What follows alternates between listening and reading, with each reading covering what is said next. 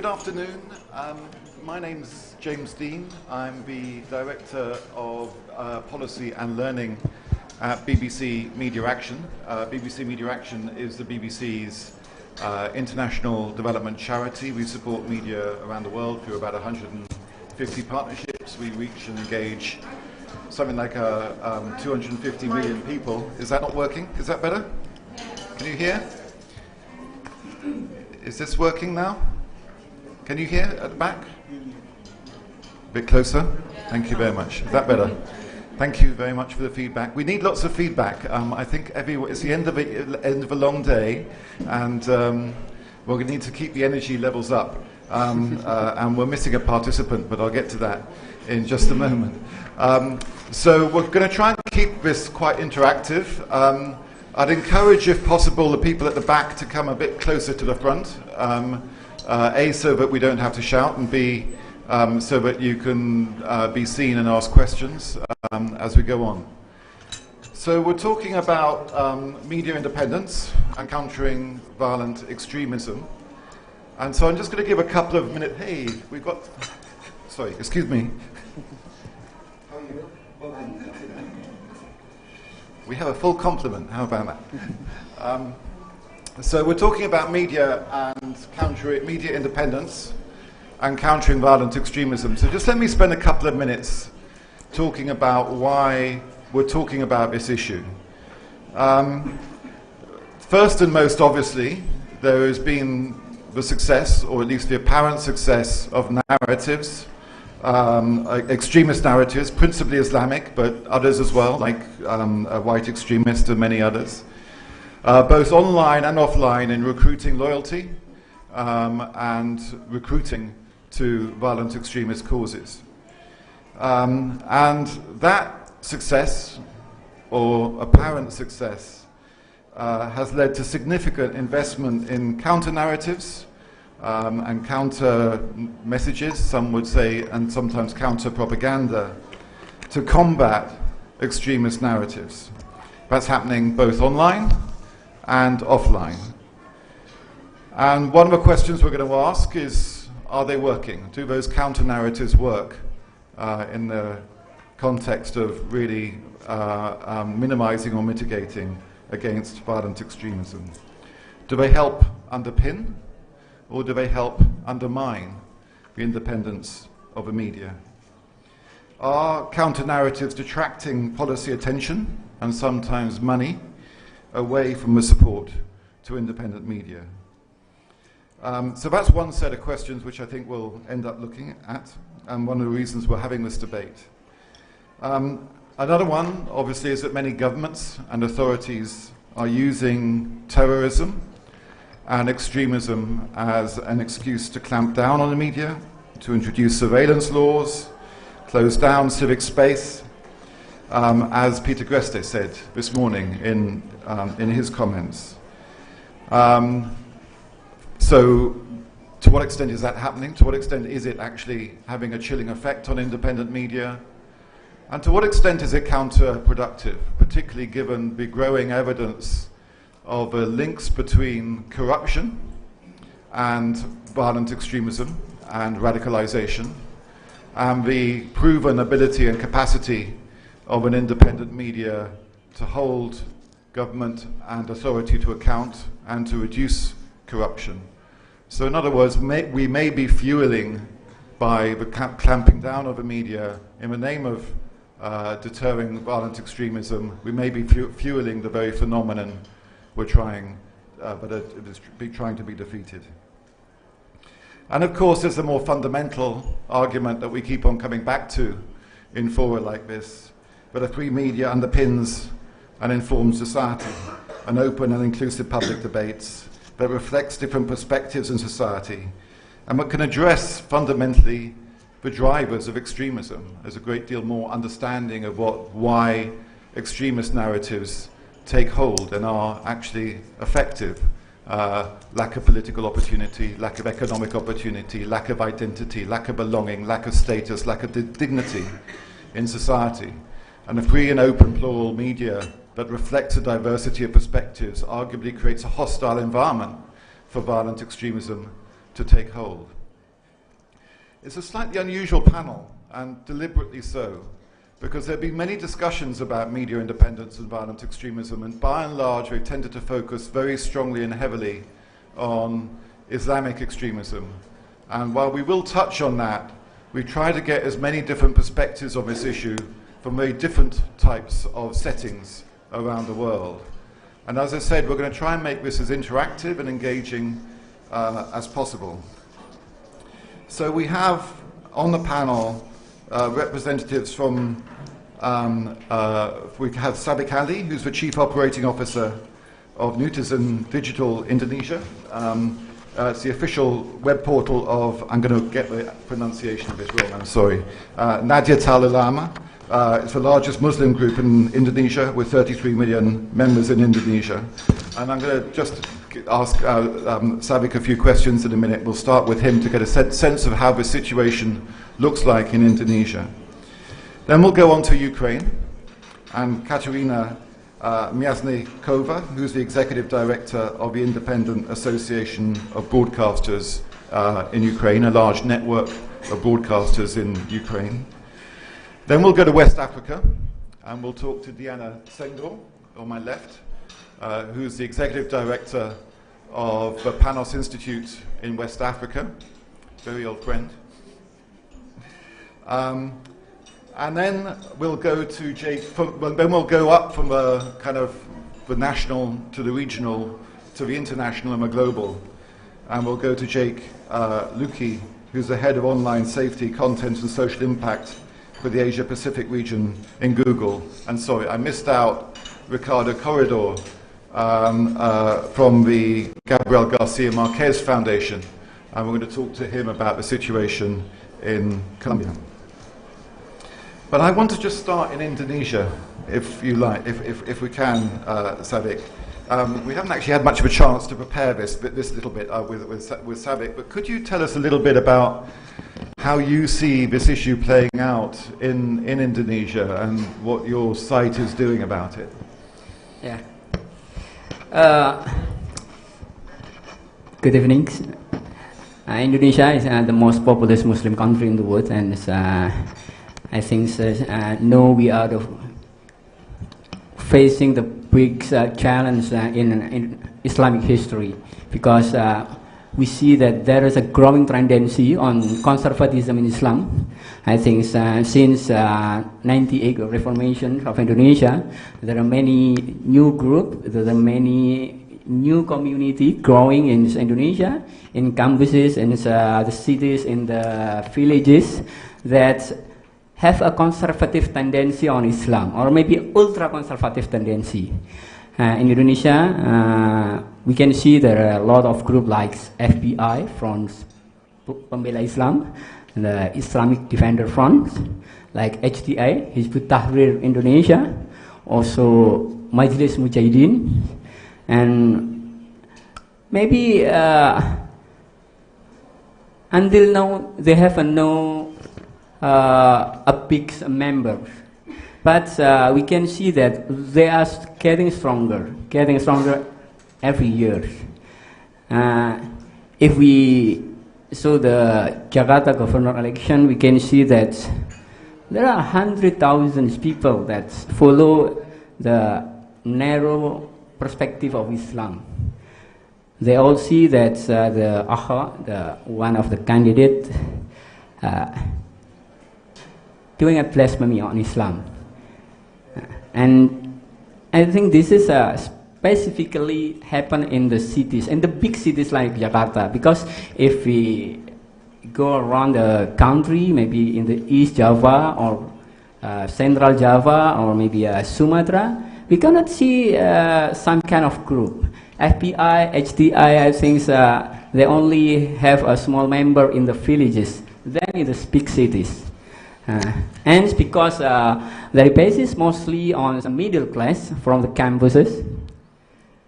They are very strong in online.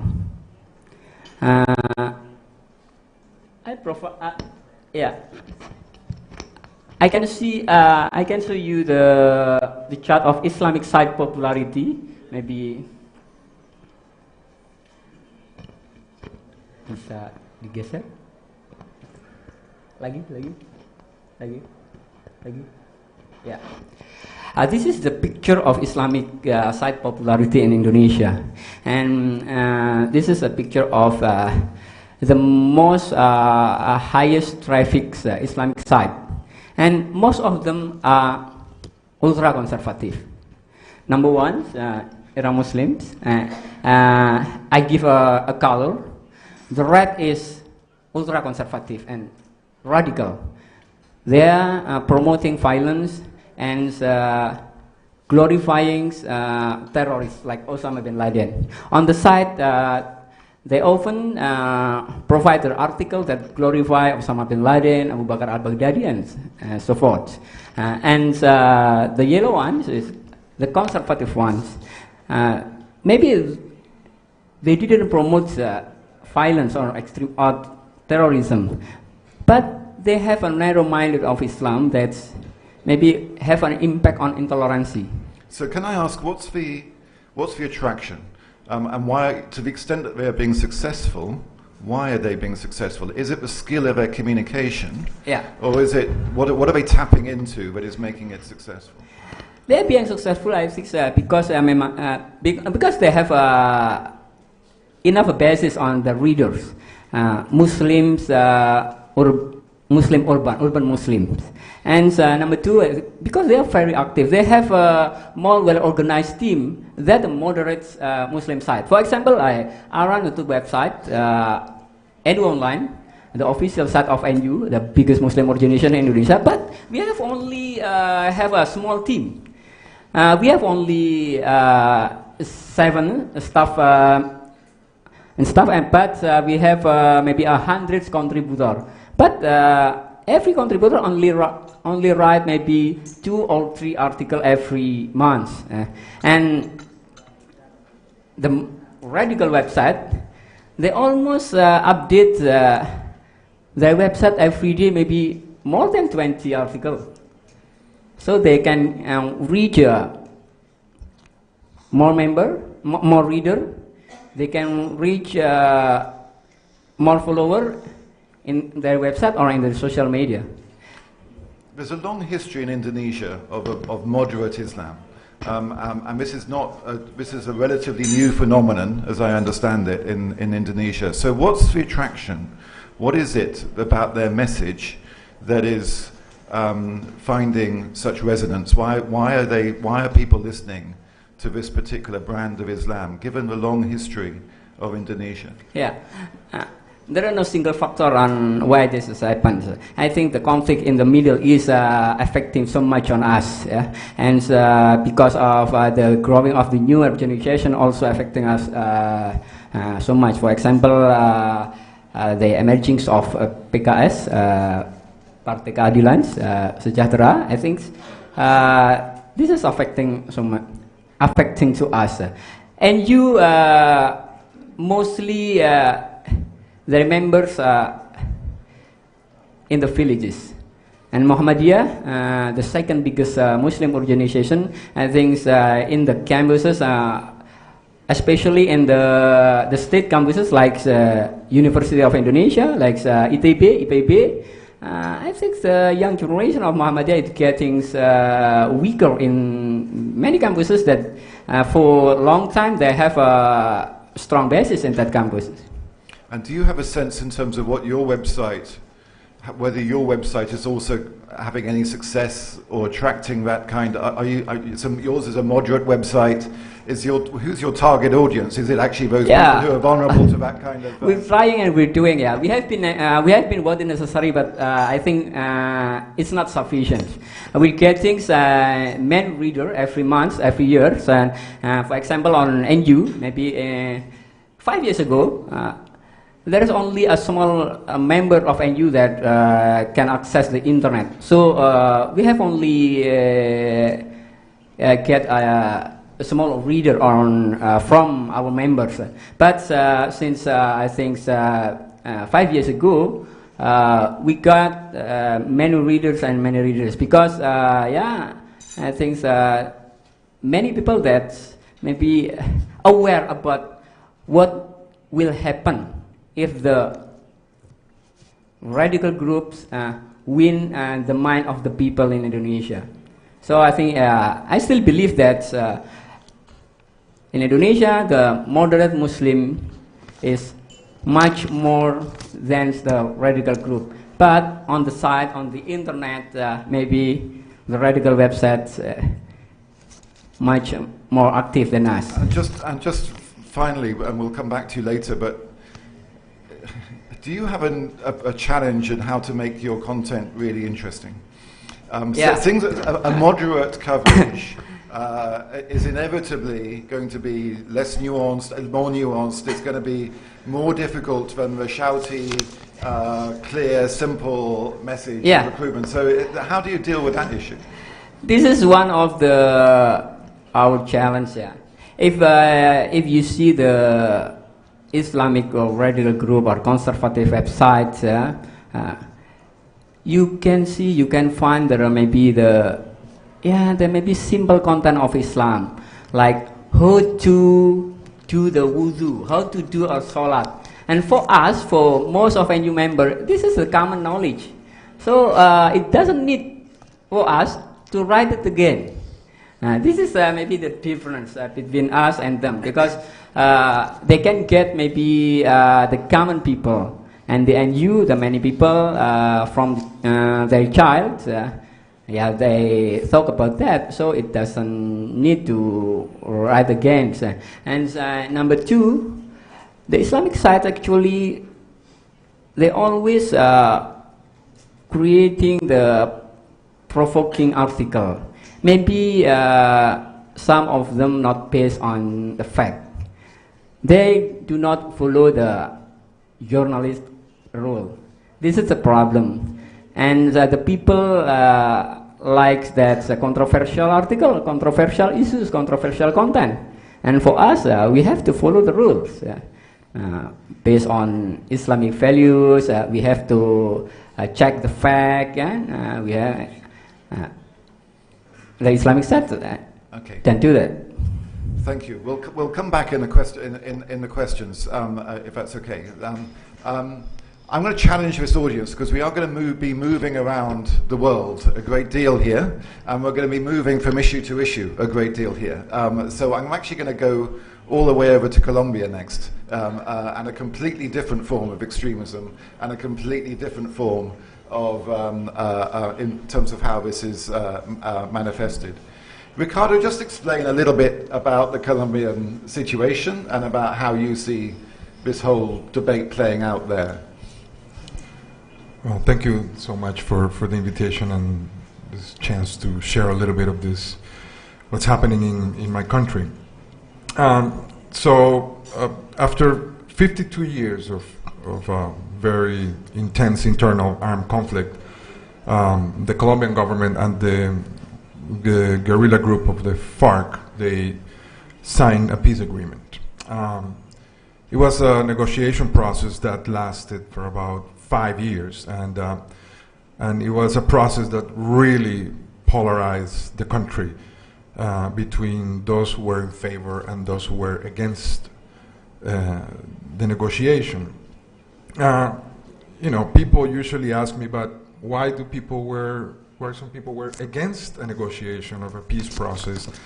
Of course, this is a very complex answer, but I would say that basically the reason was that this was a guerrilla group that was not really popular in the country, and mainly because they practiced for many, many years kidnapping and narco traffic as a way to sustain themselves financially. So this was not, as you can imagine, well perceived by the general population. Some estimates, said that the FARC had a popularity of about 4 or 5% only. So this was not a guerrilla group that was perceived as representing a big deal of a country. And of course, this is a very long-lasting conflict. So the effects that it had on the country were really heavy. We're talking about more than 200,000 people that were killed, or like 20, depends on who do you ask, but 20 to 30,000 disappeared. And officially, the people that have registered as victims of the conflict now reach about 8 million people. So we're talking about something that has been very intense and widespread around the country, but usually more felt in the countryside than in the urban part of the country.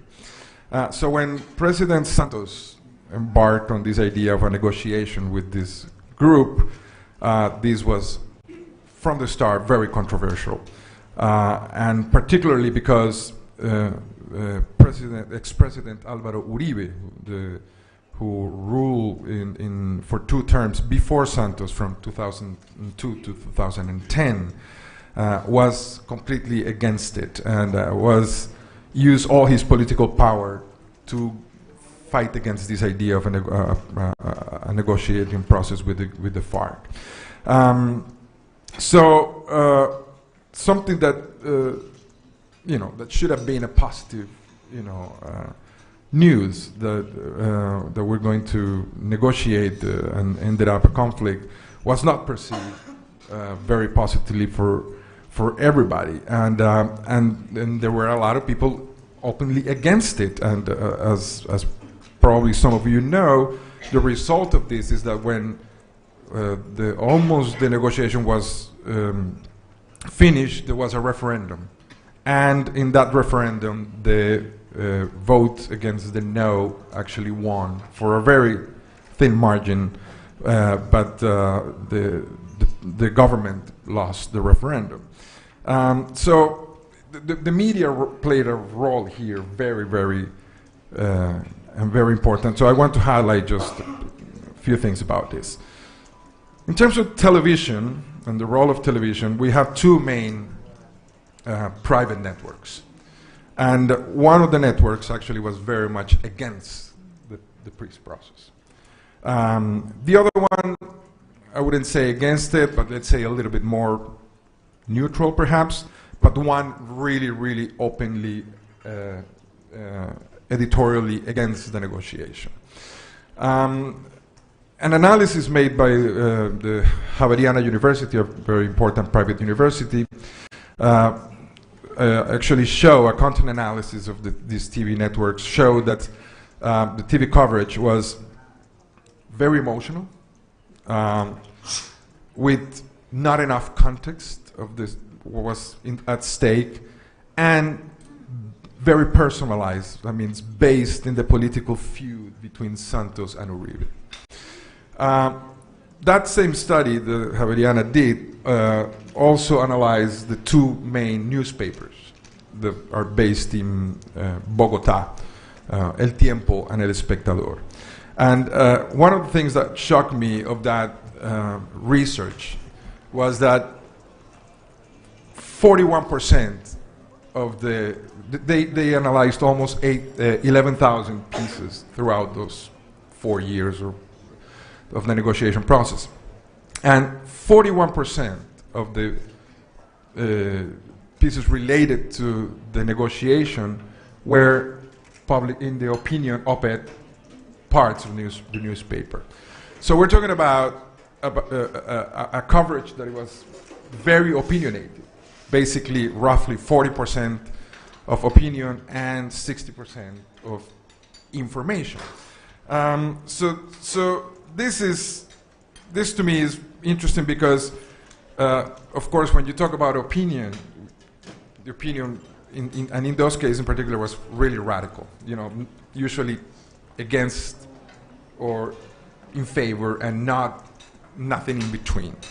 But the other thing that was interesting is that there was another study, and this was analyzing social media, in particular Twitter.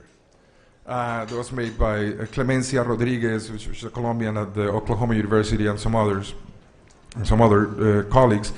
And basically they took Uribe and Santos' Twitter accounts, and they went analyze it.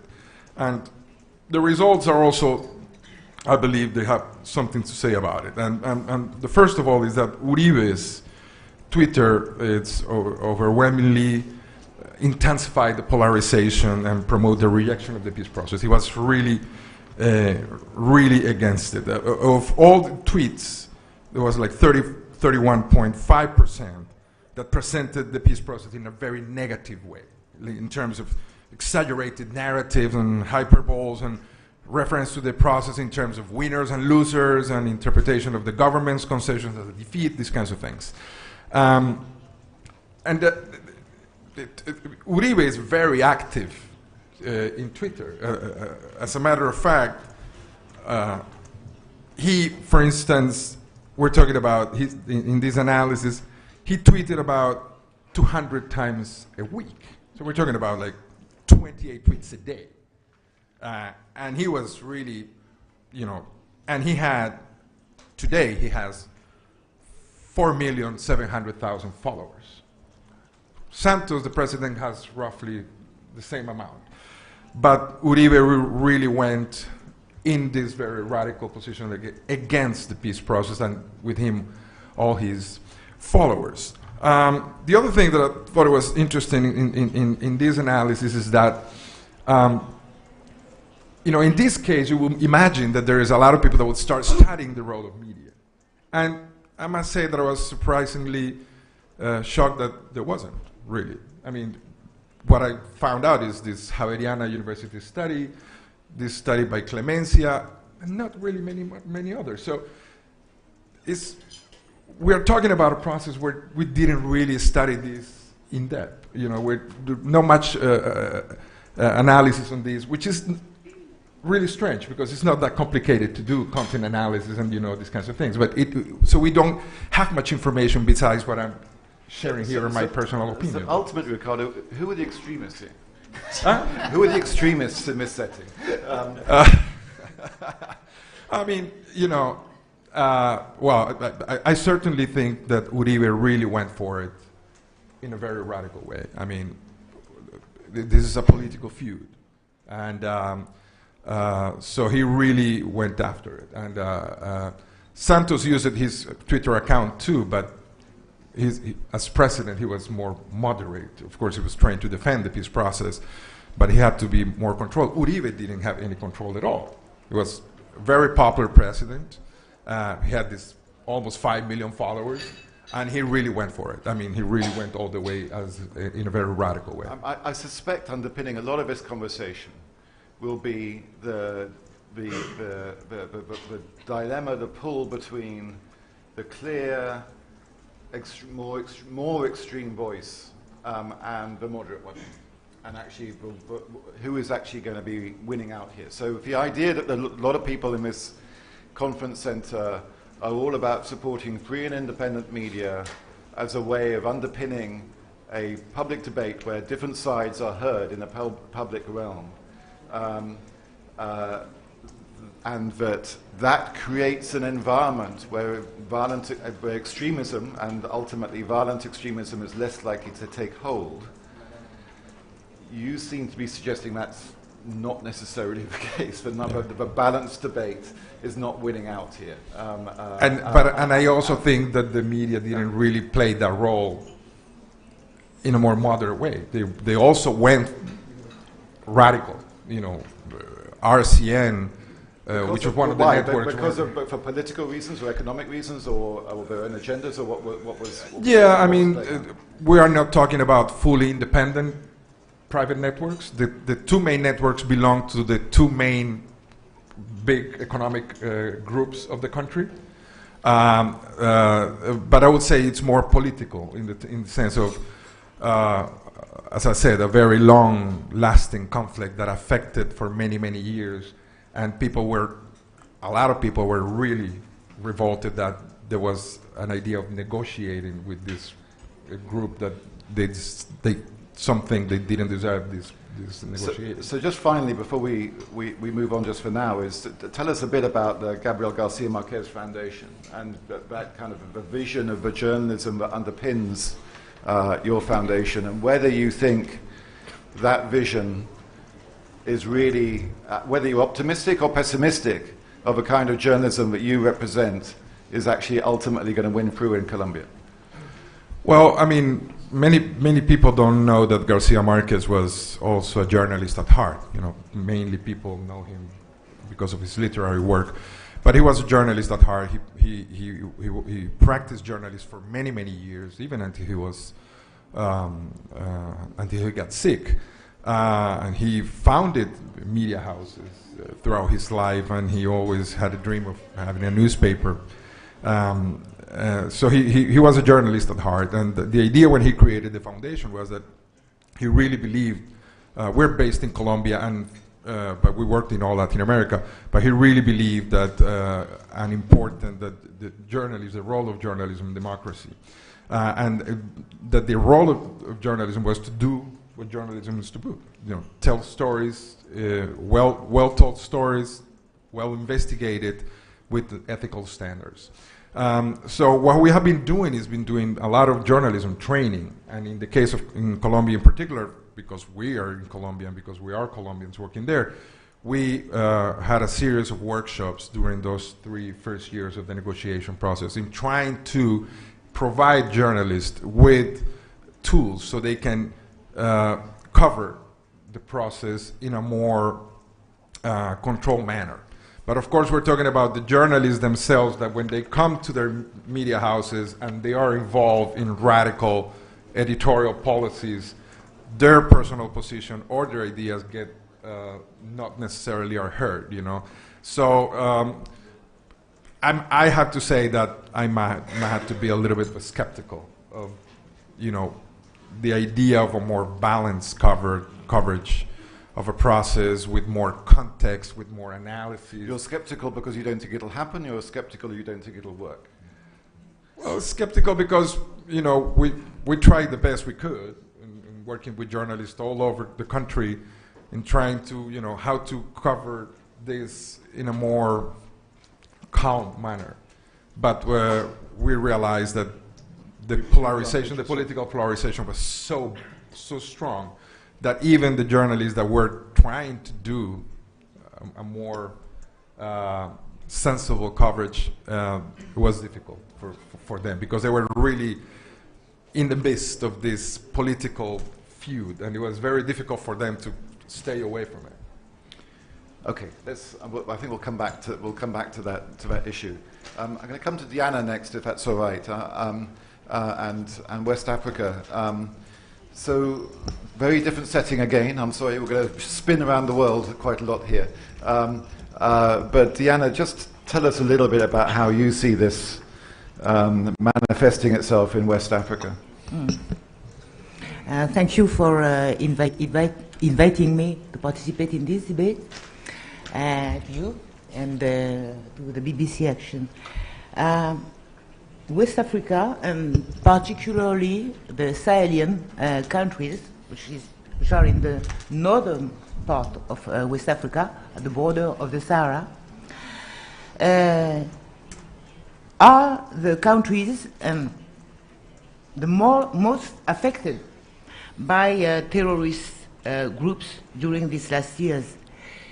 Last year, 257 attacks. This phenomenon... On journalists. 257 attacks on... 1 year.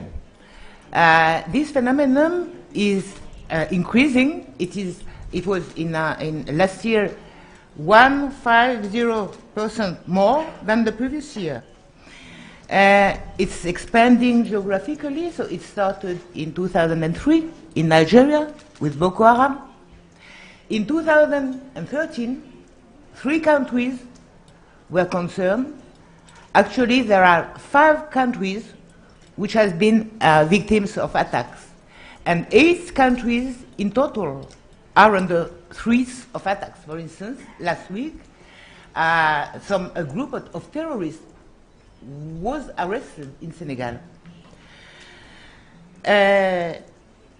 This phenomenon is also converging between the northern groups, so ACMI, which is related to Al-Qaeda, and another group, which is Mujiao, and they have formed an alliance. It was 2 months ago.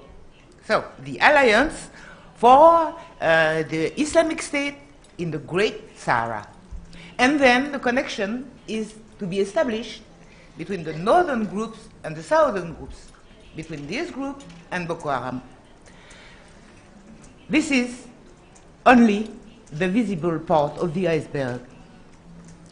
Because what is growing now is not mainly the violent extremism, but the religious extremism which has violent effects.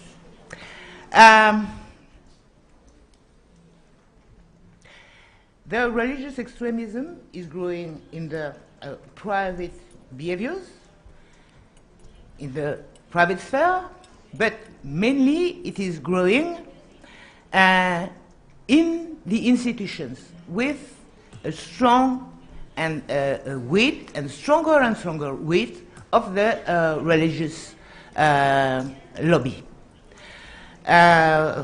For instance, some years ago, the government in Mali tried to pass a law to the parliament in order to have the right of women within the family and generally the civic rights more protected.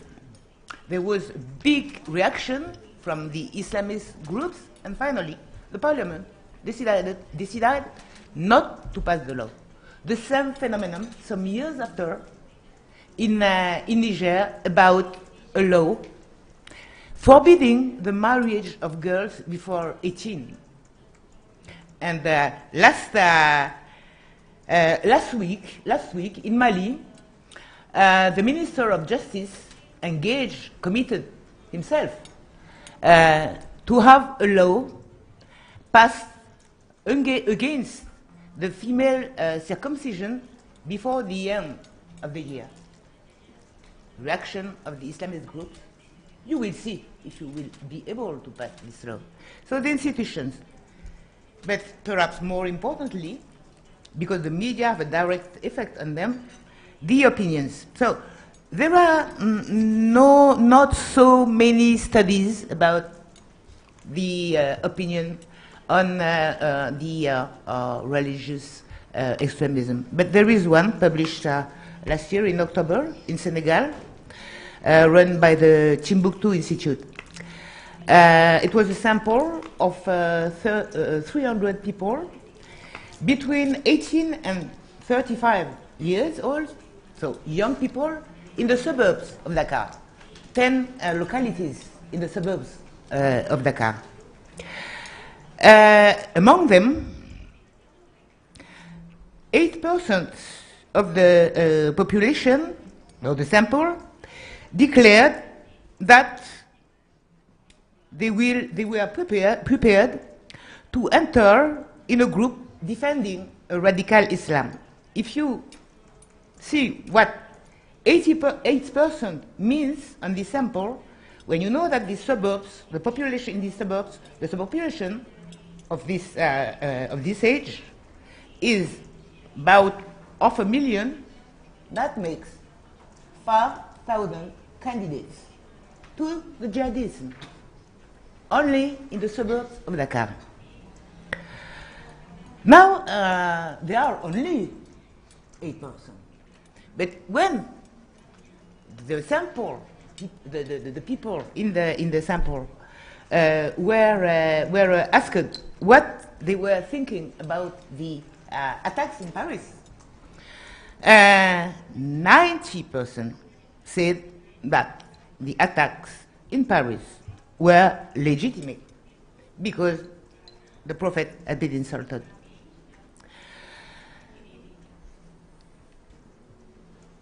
So, the question is, the problem is to combat violent extremism or to combat the religious extremism leading to violence. The media now, is really my second point. What are the role of the media in front of this growing extremism? And which media? Perhaps the situation will not, in Sahel, will not answer the question how it is put in the global debate. Because there is no evidence, for instance, that the social media are primarily or constructing the opinion or inciting to jihadists. Why? Because a good part of the candidates to the jihad are coming from marginalized territories or regions within the country: North Mali, North Nigeria, North Niger, North Cameroon, Southeast Niger, and these regions are very poorly connected. Most of the young people there are illiterate. So, what is the use of the internet there? Another part of the candidates to the jihad are living in the suburbs. So, in the sample that I was evocating, 90% of the sample have been at school. And in Dakar, the connections are very good. But in the sample, when the young people were asked, where are the sources of going to the jihad? How will you be incited to go to the jihad? Only 3% said it would be, or for the other, it has been through the internet. So we need to be more balanced.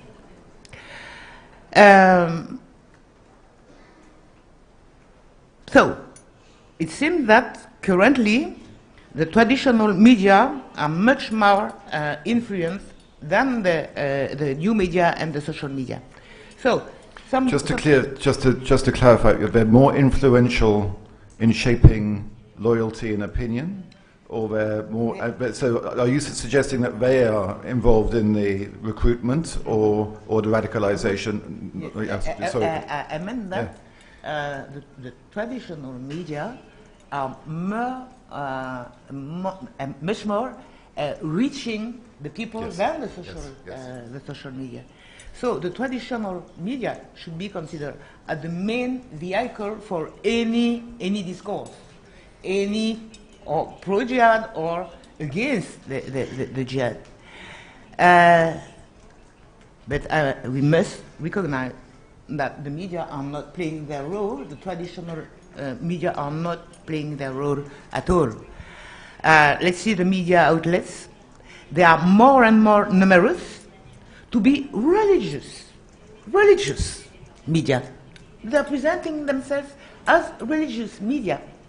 In a legal way, in some countries, for instance Mali, religious media are permitted. In other countries like Senegal, like Niger, like Nigeria, even Nigeria, religious media are not permitted. But, in fact, they are funded by religious associations themselves, funded by generally Turkey, Gulf countries, funding this association.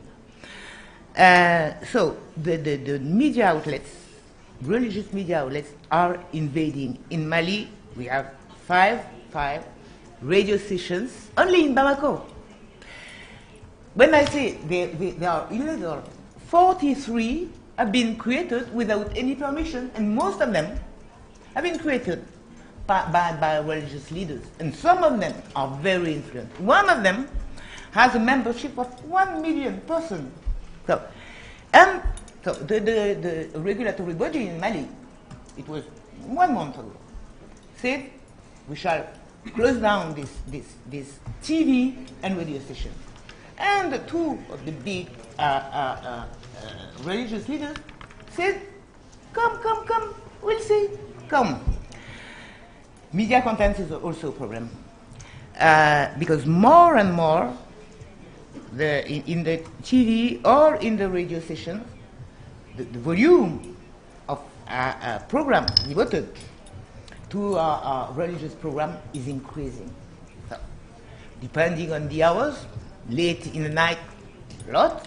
In some periods, for instance, during the Ramadan, but it's increasing and it's invading too.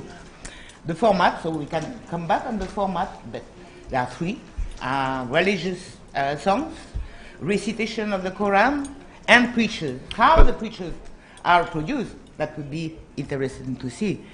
And the role of the journalist. The journalist, in general, seems to have deserted this battlefield. They are the editors, so there are many connections between the editors and the religious leaders. The journalists, some of them are saying, before being journalists, we are Taliban. So, and the media umbrella organization or the self-regulatory body have not been very, not been at the front of this battle. For instance, in Mali, the Association of Radio Broadcasters is supporting one of the religious leaders, saying that we shall not close down our radio and our TV.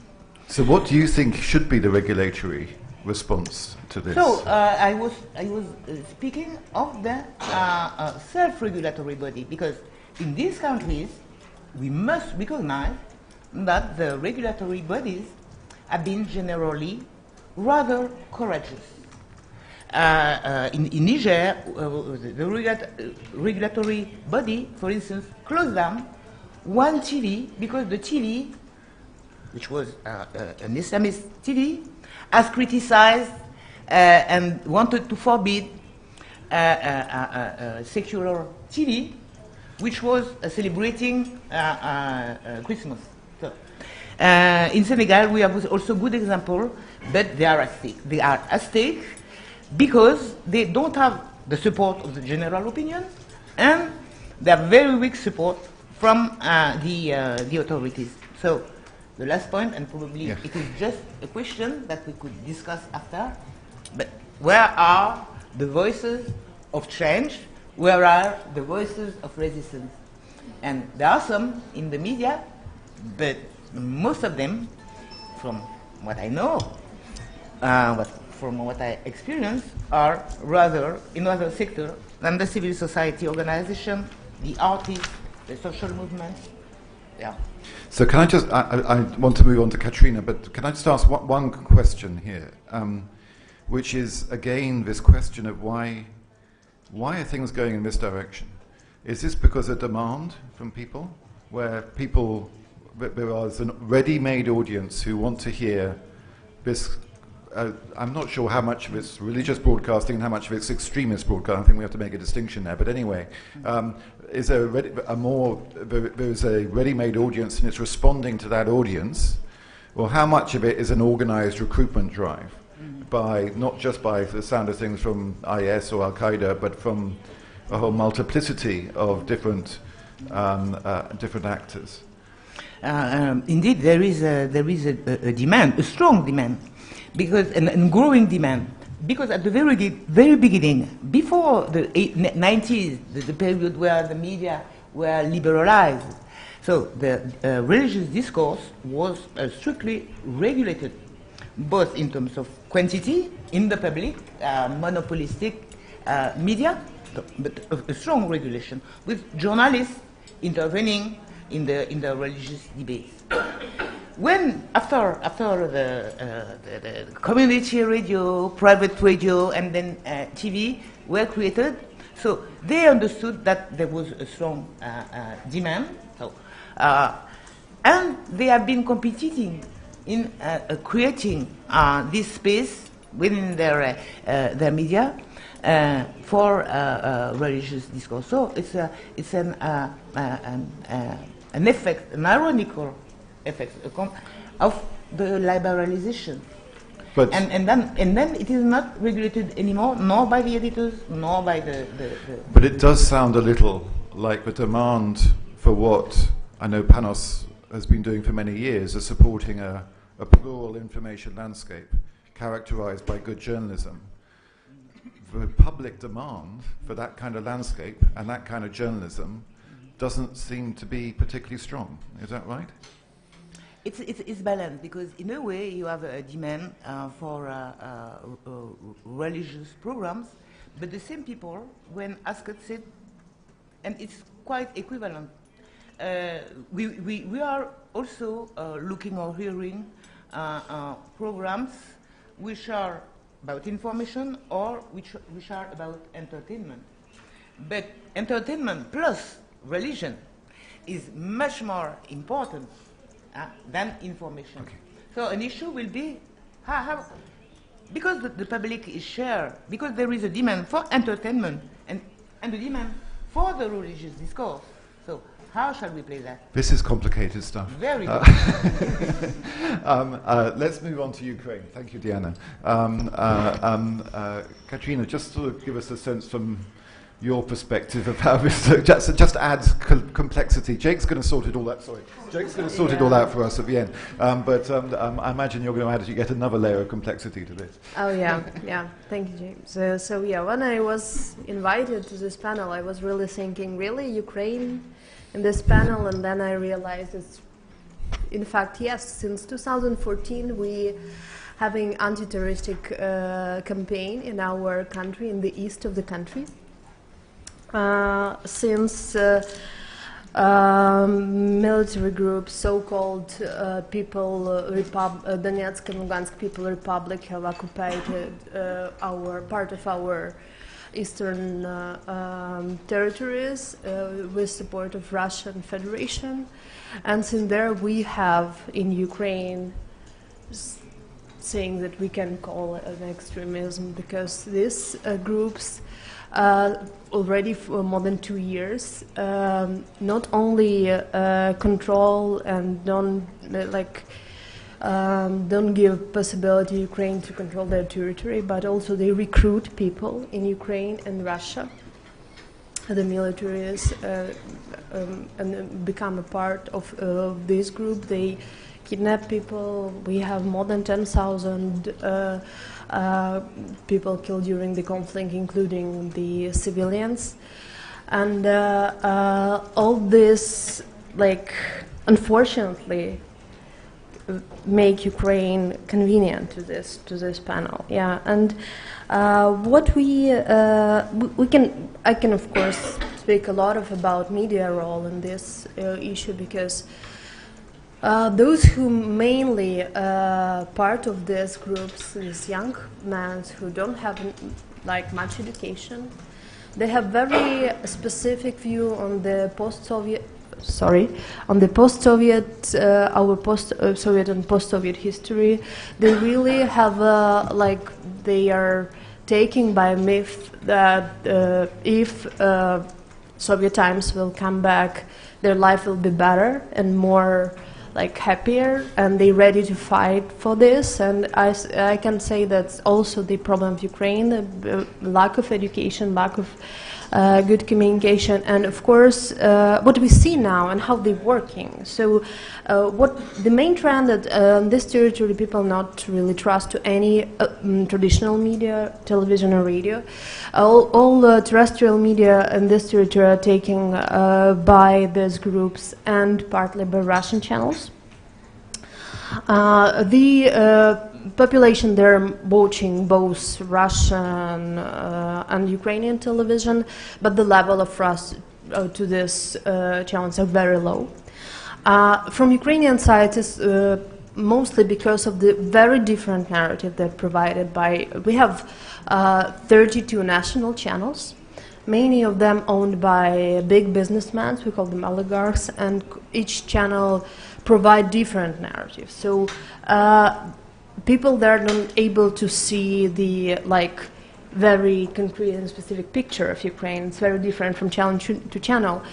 And you mean in terms of a kind of national identity? Or and about reforms, changes, and so the. On the other hand, these channels that controlled by these groups and Russian channels doing their best to provide as negative picture of Ukraine as possible. So people confused. And if in the beginning of the conflict we saw the quite a big level of trust to Russian channels and low level of trust to Ukrainian channels. Now all traditional media a very small level of trust, but they work through social networks. Mostly it's two local networks like Одноклассники and ВКонтакте. ВКонтакте a little bit like a Facebook. I can say that is Facebook like. There is a different kind of groups there to like discuss possibilities that give to young people participation in different in these groups. So this is like. And Ukraine, in fact, facing a lot of challenges in providing like convenient information to especially to those who live inside of occupied zones. But what I really want to speak about in this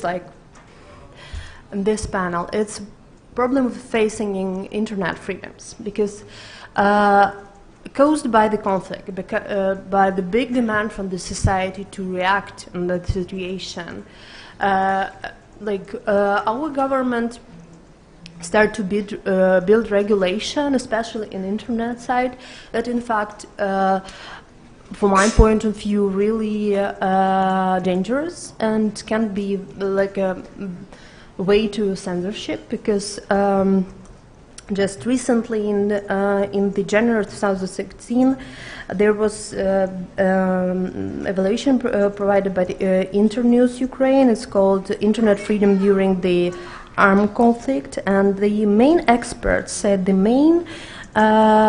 experts mainly said that the main danger for internet freedoms now blocking of contact, pressure on internet providers, and legal initiatives in the sphere of internet freedoms.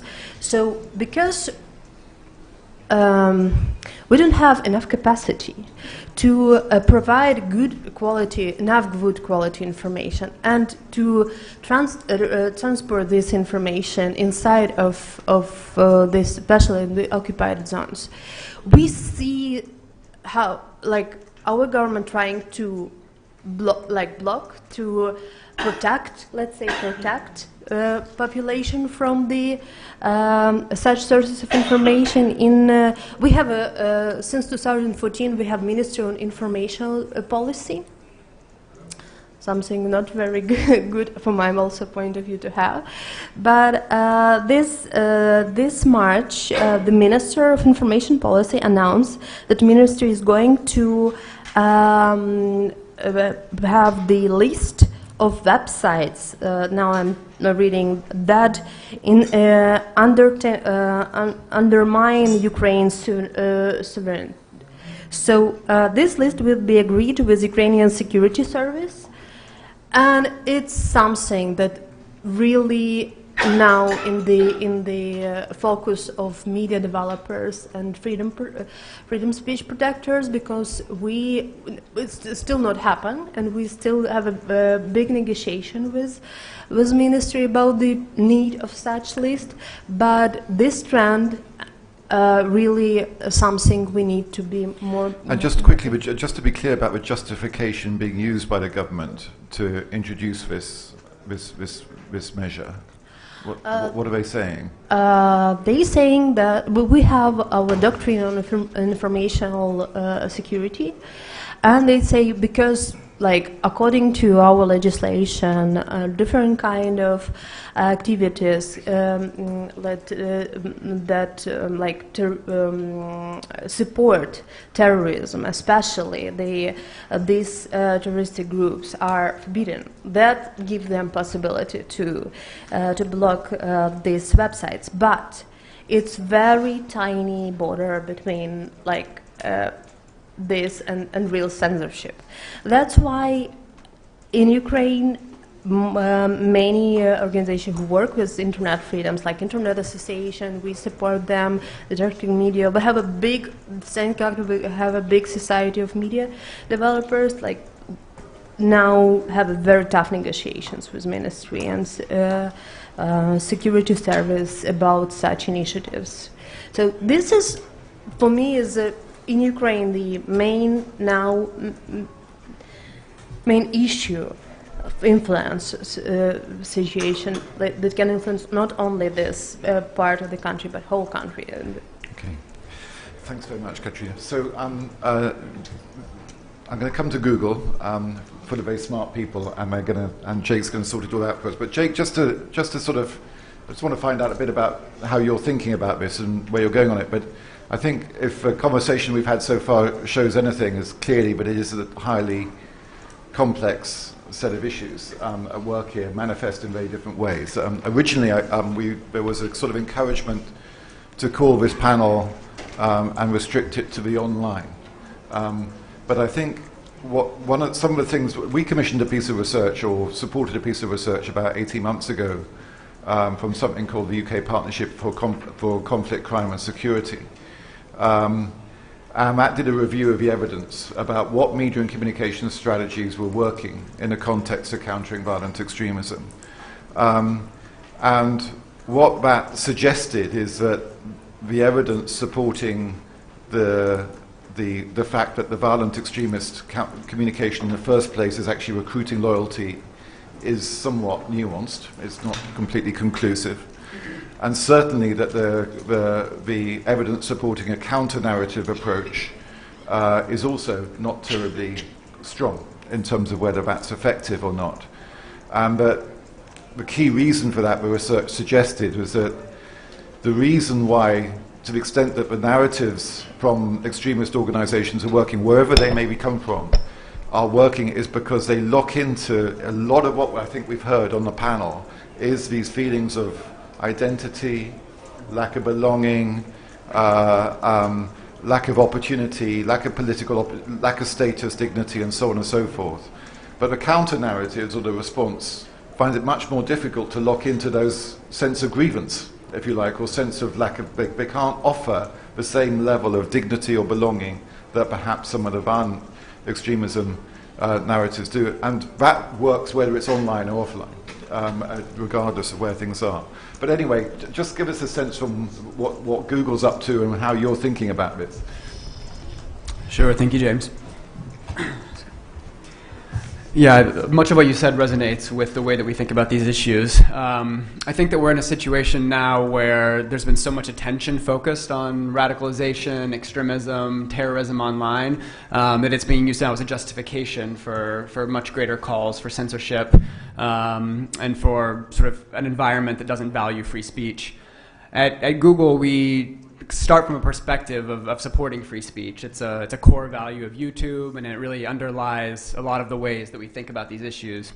But at the same time, we do have another core value at YouTube, which is freedom to belong. And so we do think that, in the online space, we do need to preserve an environment where people can feel safe and feel that they also have a place there as well. And so those two core values can sometimes be in tension with one another, right? Because on the one hand, we want people to be able to have an environment where they can say what they want and express themselves, but at the same time not do it in a way that makes other people feel like they're going to become victims of violence, or they're going to be discriminated against, etc. So these core values and the tension there really is at the core of a lot of the challenging cases that we face in dealing with these issues.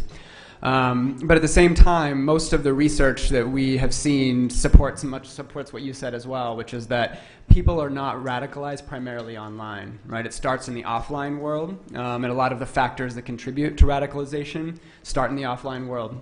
And so to the extent that the online world does contribute, it's usually more of continuing them down that path rather than putting them on that path. And at the same time, when we think about how to counter that, counter-narratives also need to link the online and the offline world. And this feeling of not belonging, of not having a community, of not having a voice.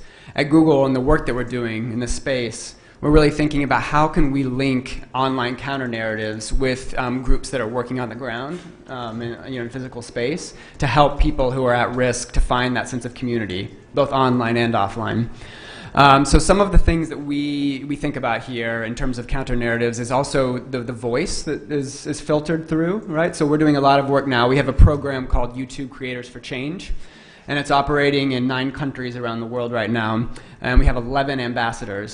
And these ambassadors are people who are sort of YouTube creators who have a wide audience, And many of them actually come from communities that are at risk of radicalization themselves, or are working in those communities themselves. And they're trying to address some of these issues of the insider-outsider, but also some of the issues around making things fun and engaging, which we heard earlier, right? How do you make counter-narratives feel like that they're fresh, they're engaging, they appeal to the audience they're targeted at? And so for an example of this collaboration between the online and offline space, in Indonesia, we have one ambassador. It's called Cameo Project, and they're a group who produces sort of fun, sometimes humorous, engaging content on social issues. And they're partnering with Marif Institute, which is a local NGO think tank who works in schools with students who are at risk of extremism. And so Cameo Project is actually going into those schools, working with Marif around thinking about what are the values that really underlie Indonesia, you know, at its founding, around pluralism, diversity. Though it's a majority Muslim country, we, you know, that the founding fathers of Indonesia really believed that this should be a country where other religions were welcomed and tolerated.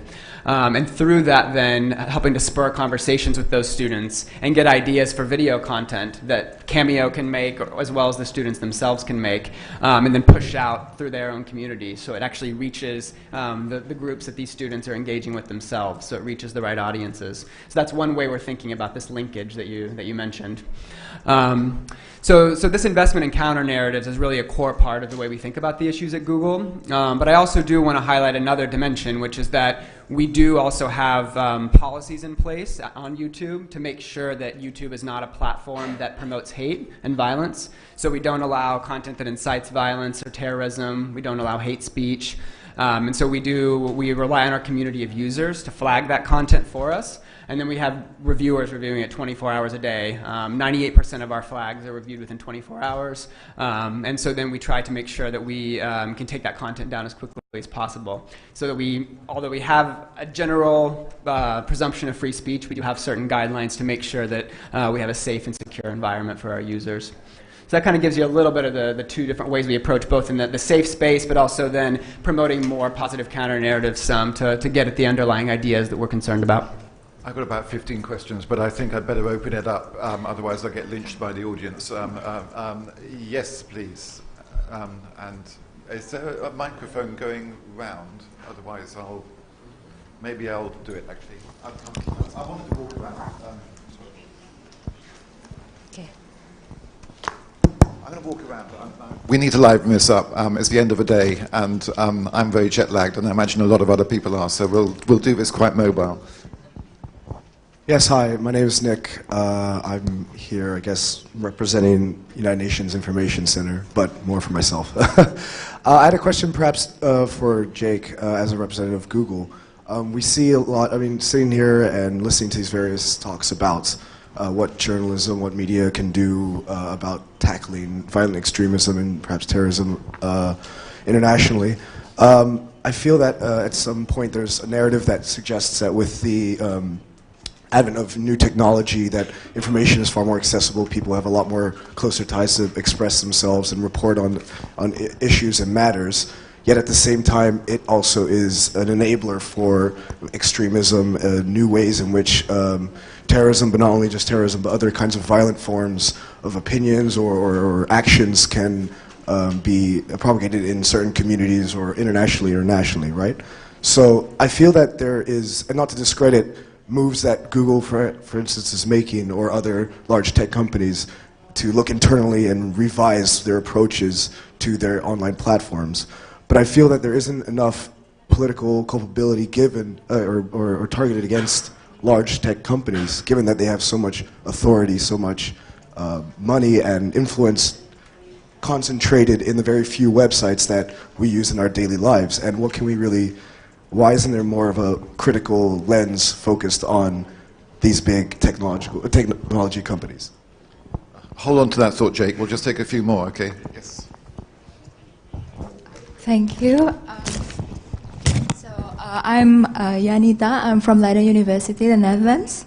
Actually, in case of counterterrorism, I would like to know, does it make any difference between countering hate speech in online media and traditional media, or even in general, like offline in general?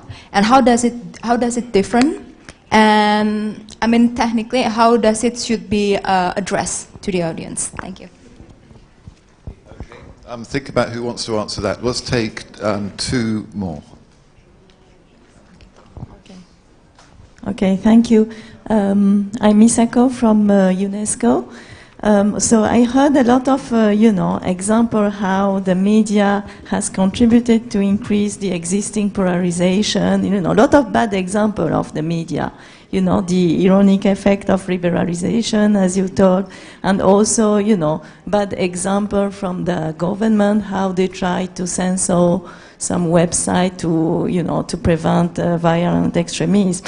But as, Jake from Google pointed out, people do not radicalize online, but they start online. And I was wondering if you have any example of a good collaboration between the media and government, the government creating the structure for the young people to develop the feeling of belonging to a certain community, structure for education, for better employment opportunities, and having a strong collaboration with the media to disseminate the message. I don't know if you have such example in your country. Okay, we've got two for Jake, and I'm just going to come here as well. And one is the question, just remind us about online and offline, and see who wants to answer that. But just one more question here. Thank you. I'm Soraya from University of Al-Azhar, Indonesia. I'm really concerned about the issue of the counter-radical narrative, especially in the new media. I saw that so many persons, they come from the intellectual person, they make the polarization more sharp. Because they're using their ability to create a public opinion in social media especially, and it made digital divided between the unintellectual person or unliterate person, and they create, because they have more access, ICT access, more intellectual, more knowledge. And what do you think about that? Because I think if you want to attack the hate crime and the terrorism or the radical narrative, we have to start from the intellectual person. Because I think the intellectual person play a very meaningful position to create the public opinion. Especially in Indonesia, I saw so many persons come from the educated people, they make the polarization more I mean sharper compared with the offline. So in online media, they make it very crowded, they make it very getting worse because of their speech or opinion. What do you think about that? Thank you. Just to be clear about, so do you think the focus should be on the online or the offline? You think it's about the online, but we need to focus most. Is that right? Yeah. I mean, if you are talking about the extremism and radical narrative terrorism, if you have to focus, there is some people who create themselves as opinion leader, and they are using online media especially to create the kind of opinion. I want to share that this is not done by the religious person only, but it's also by social leader or social media leader, and they making or getting worse because of their opinion. They make the polarization wider from before. Thank you. Jake, can you start us off on answering any of those that you feel are most sensible? Sure. Well, the first one was obviously directed here, so I can start with that one. No, I totally appreciate that. I appreciate the question, and I know that this is something that is on the minds of many people. So just to give a bit of background, one thing is that we do at Google, and in particular YouTube, I can focus a bit there because that's where a lot of the focus, I think, around these kind of questions is. We do take a lot of responsibility for these issues, and we do have, as I mentioned, people who are reviewing user flags 24 hours a day. But to give you just a sense of the volume of content that we're dealing with here, we have over 400 hours of content uploaded on YouTube every minute. In 2015, we did get over 250,000 flags a day. We removed over 90 million videos. So we do spend a lot of time. We have thousands of people and invest hundreds of millions of dollars into making sure that YouTube, is a safe space for people. But at the same time, we do view YouTube as a platform that's connecting creators with users who want to access that information. So it isn't a place where we're going around and proactively monitoring, trying to say who should be able to say what.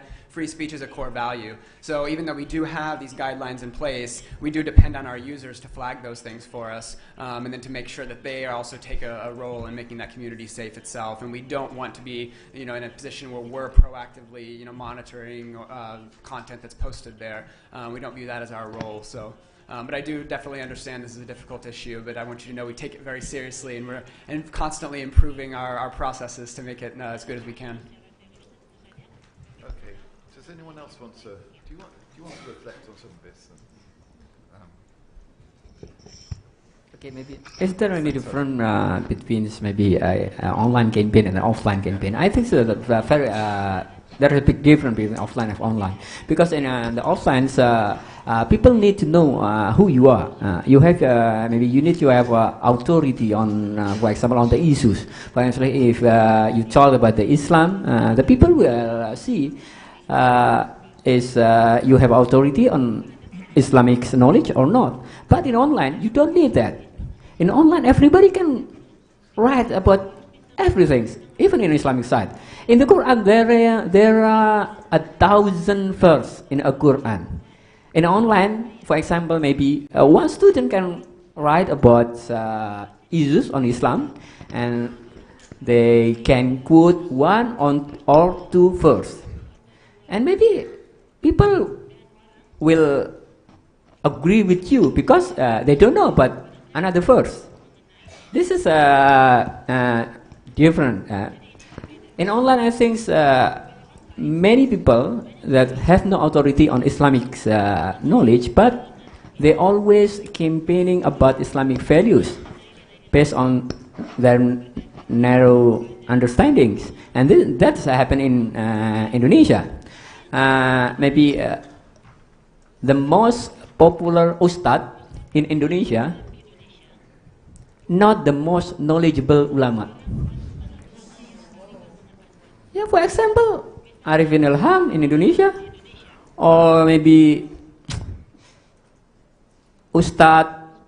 Yeah, there are many Ustad in Indonesia, and they become popular because of the TV, because they regularly appear on the TV, not because of their knowledge about Islam, because they regularly appear on the TV. In Indonesia, there are many ulama, the intellectual Islam that have a deep knowledge on Islam, but they never appear on the TV. So they never write an article in the website. That's also our problem. In the NU, there are many ulama from Al-Azhar University, from UIN, from Qura, Saudi Arabia, but they don't have a tradition on writing article. But given this is a conference on press freedom or media freedom more broadly, what's your solution to that? Yeah, what we are doing is one is encouraging people, encouraging the young ulama in our networks to regularly creating the article and video typing their pengajian, video typing their teaching. Because, for example, if you check on the YouTube, mostly in YouTube, I think the conservative Muslim who provide the Islamic teaching like Zakir Naik or in Indonesia Khalid Basalamah. They don't follow the moderate Islam, but they follow the Wahhabism. But they are very active. They provide 1,000 video tape. And in NU, the most moderate ulama, they don't. They only have a small video.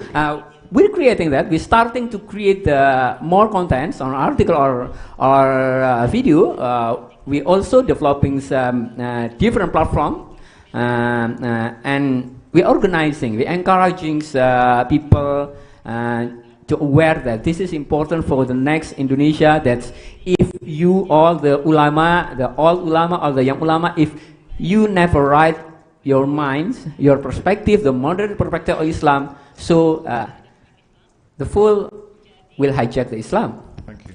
Very, very good.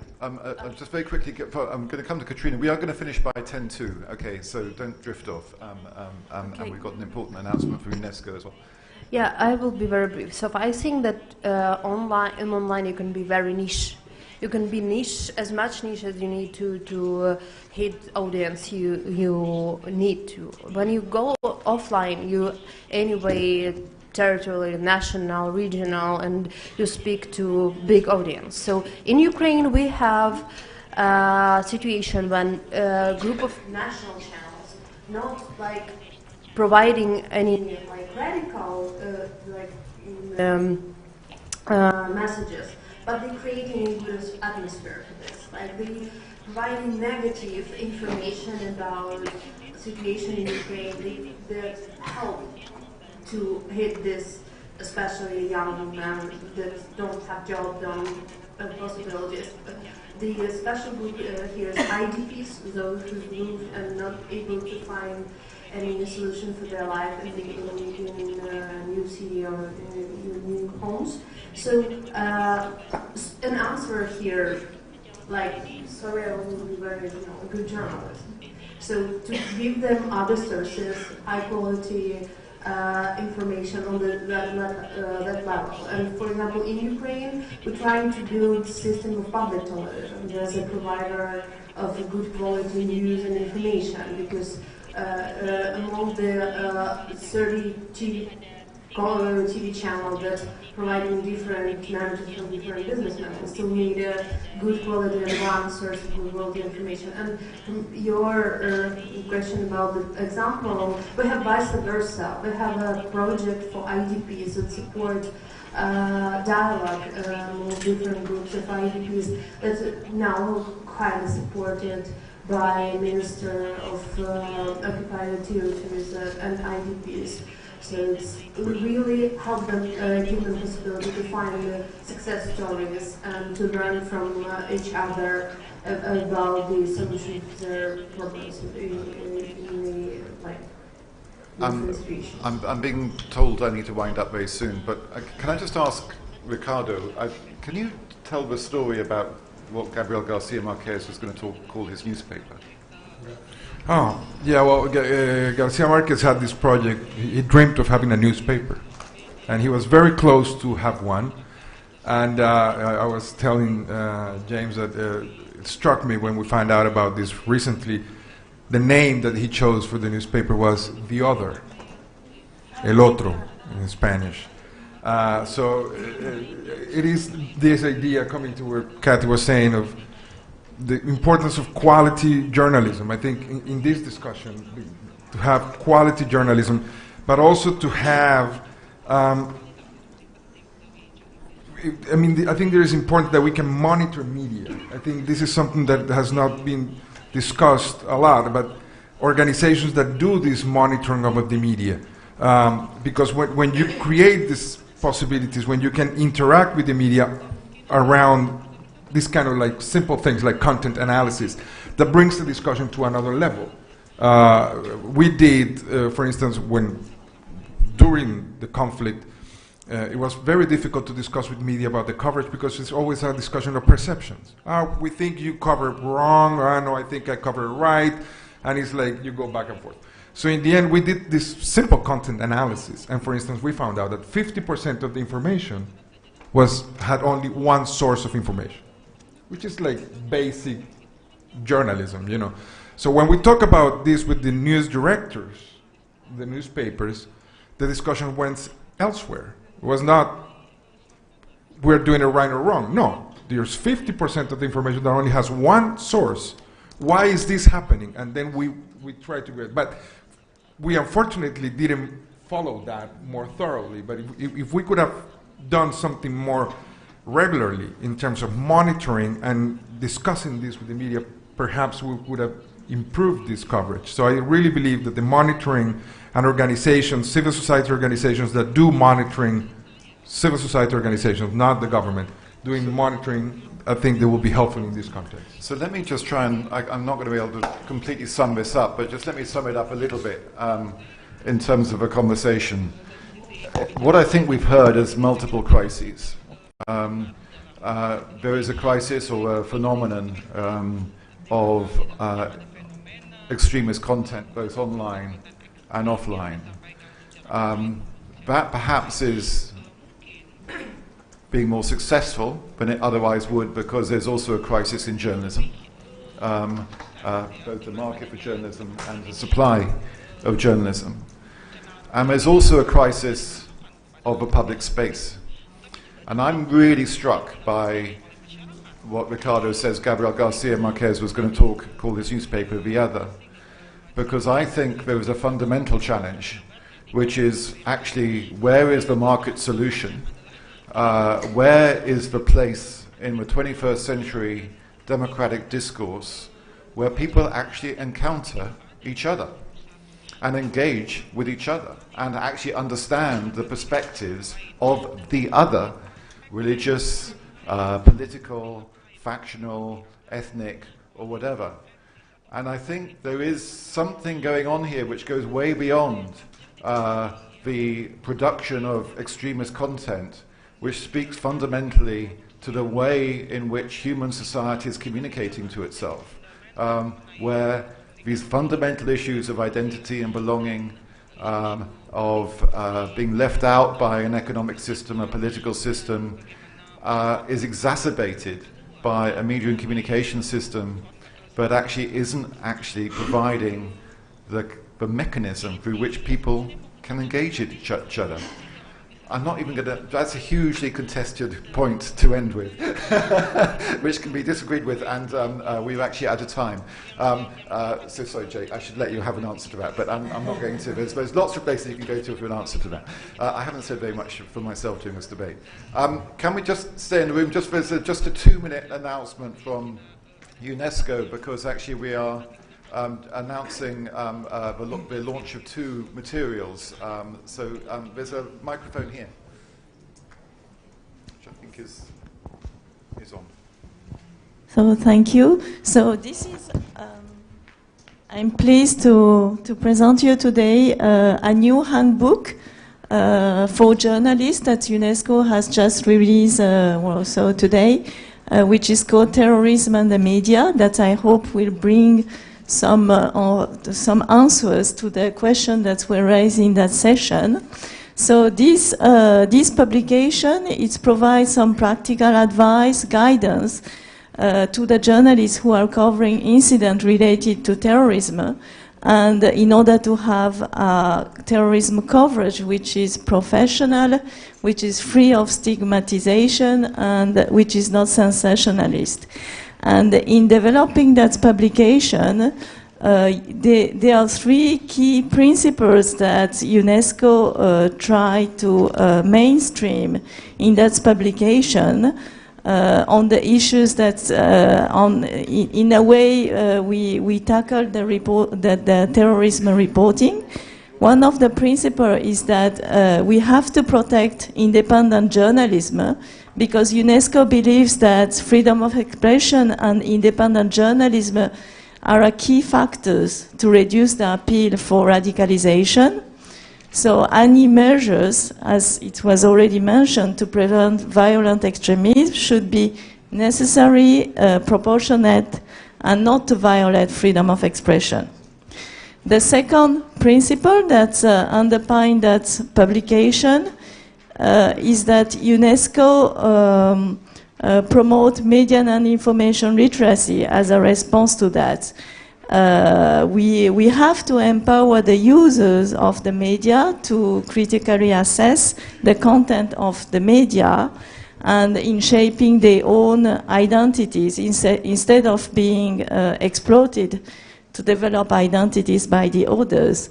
And the third principle and UNESCO's position is that we promote conflict-sensitive reporting. We subscribe to the view that journalists should seek to avoid being the heating business and should be more the cooling business.